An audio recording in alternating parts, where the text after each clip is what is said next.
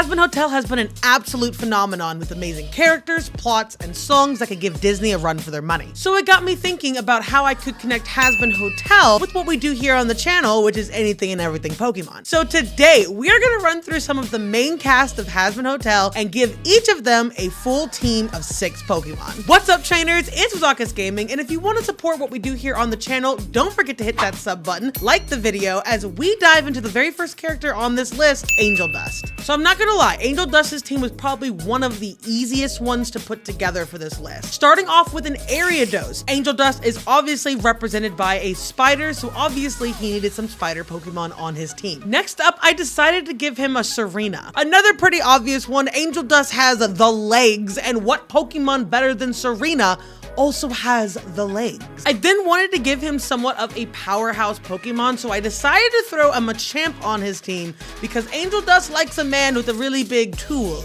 Angel Dust is also a sex icon, very sex positive, and although Pokemon has many icons to choose from, I thought none embodied Angel's confidence more than a Salazzle. Surrounded by a bunch of Simpsalandits, and that is very hard to say, she knows she's hot and she is unapologetic about it. Then I decided to go a little bit cliche, as Angel Dust is in fact a gay icon, and what better icon than a Sylveon herself. The team was looking really good. Now I really wanted to make sure that we embodied Fat Nuggets, his pet pig given to him by Valentino. And there were a few different pig Pokemons to choose from, but I decided to go with Spoink. He's small, he's cute, I thought it fit the bill perfectly to fit Fat Nuggets. PSA, these teams are designed off of personality, character designs, and important traits about the characters themselves. I'm not trying to build a champion or necessarily a balanced team, so make sure that if you have any opinions on what their real team should be, you let me know in the comment section down below. Next character on this list is the Princess of Hell herself, Charlie Morningstar. Charlie is a very positive, cheerful character who's always helping out other people, and the whole point of the hotel is to rehabilitate sinners. So I thought, what better Pokemon to represent that than a Blissey? Pretty self-explanatory, Blissey's always taking care of other people, you get it. Next, since she does come from the fiery pits of hell, what better Pokemon to equip Miss Morningstar with than a Houndoom? It's strong, it's fierce, it gives me vibes off of her demon form, and it has the potential to get stronger in future seasons based off of its mega form, which I am hoping happens to Charlie somewhere in season 2. In the battle for the hotel, we see that Charlie's way of attacking doesn't exactly fit the bill compared to some of her other counterparts, and she starts off using magical abilities like fireworks. So I really wanted to give her a Breaksin, as it follows that like magic user, that witch. I just thought it worked really perfectly here, so we're gonna put a Breaksin on the team. Next, Charlie, compared to almost any other character, is absolutely known for breaking out into song, so I decided to go with a Pokemon that is also known for doing the exact same thing, and decided to give her a beautiful, elegant, yet incredibly powerful Primarina. And finally, to cover her clown aesthetic thing that she has going on, I was gonna give her a Mr. Mime, but why would I do that to Charlie? So instead, we're gonna go for the slightly more adorable counterpart of Mime Jr., and that's gonna lead us into our final Pokemon on this list, which embodies the actual key to the hotel that you see in the opening credits. And that means, of course, she is gonna get a Klefki. We're finally getting to my personal favorite character on this list, and one of the most fun teams to put together, the big boss of hell himself, Lucifer. Some of the Pokemon on Lucifer's team were actually quite easy to come up with, starting with the apple that started it all. Of course, I had to give our boy an Applin. He is also known to be a rubber duck connoisseur, and although we do have a few different duck Pokemon,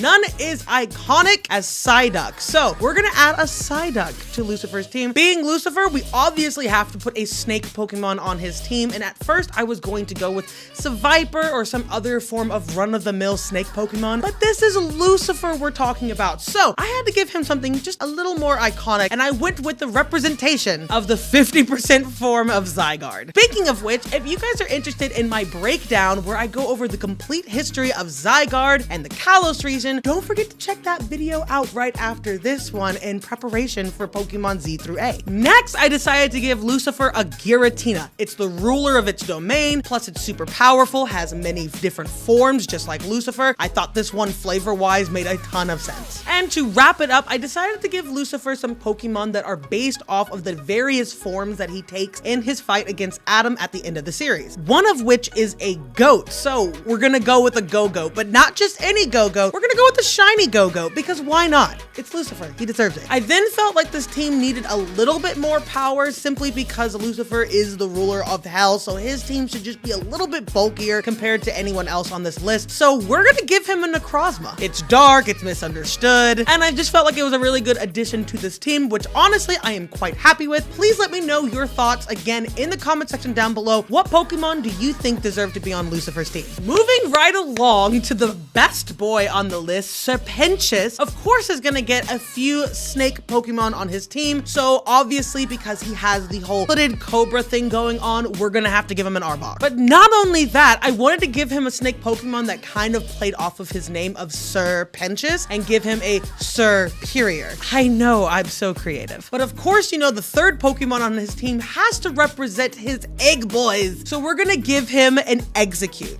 Then I wanted to go with something that kind of represented the tinkering, scientific side of Sir Pentious, and what better Pokemon to help him out with that than a Magearna.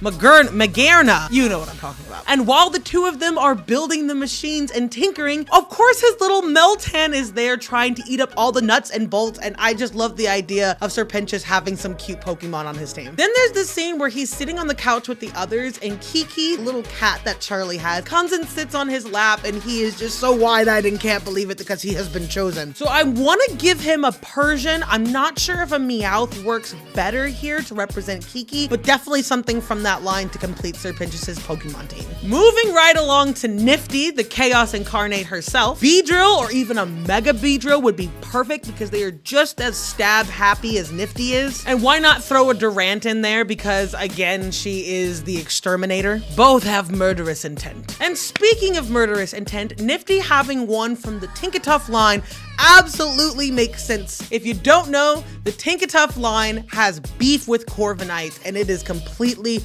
on site, which just reminds me of Charlie telling Nifty to just go stab at any angel that you see. Nifty is also the resident pest control for the hotel, meaning she needs a Pokemon that actually wants to do the cleaning, kind of like she does. And what better Pokemon to show that OCD-like habit than a Minccino? I also wanted to incorporate her one-eyed design and give her something that was considered a little bit more of a powerhouse compared to the other Pokemon on our list, so I decided to give her a Dusclops. And finally, to pay homage to the mother bug she unalives in front of their children to teach them a lesson, we're gonna give her a Ladybug, although that kind of feels wrong. Now, we are starting to come near the end of the list with 2 characters left, so let's take a look at the other half of our main duo, Vaggie. Spoilers, obviously, if you haven't seen Hazbin Hotel, but since Vaggie is an angel, I wanted to give her Pokemon that kind of embodied that. So I'm starting this list off with a Frostmoth, and on that exact same coin, a Togekiss. I don't want to go too heavy into the angel persona, but I feel like both of these Pokemon were quite appropriate. Vaggie is also a character that has a lot of